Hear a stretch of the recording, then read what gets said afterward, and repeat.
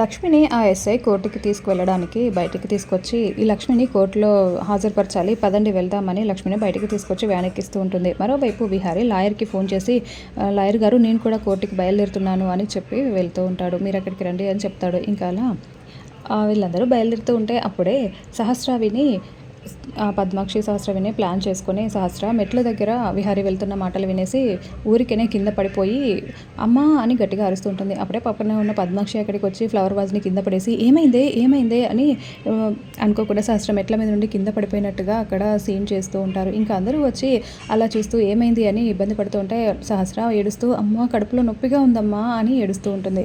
ఈ టైంలో కడుపులో నొప్పి రావడం ఏంట్రా, రే విహారీ పదరా హాస్పిటల్కి వెళ్దాం అని అంటూ ఉంటే విహారీ ఆలోచిస్తూ ఉంటాడు.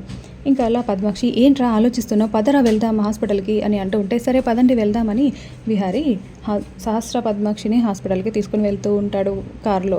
మరోవైపు ఇంకా యమున, చారుకేశ, వసుధ అందరూ కోర్టు దగ్గర వెయిట్ చేస్తూ ఉంటారు. అప్పుడే లాయర్ అక్కడికి వచ్చి విహారీ ఎక్కడా అని అడుగుతుంటే విహారీ వస్తున్నాడు, కొంచెం టైం పడుతుంది, మనల్ని వెళ్దాం పదండి లోపలికి అని చెప్పి వీళ్ళు వెళ్తూ ఉంటారు. విహారీ ఏమో ఇంకా కార్ డ్రైవ్ చేస్తూ సహస్రని హాస్పిటల్కి తీసుకువెళ్తూ ఉంటాడు.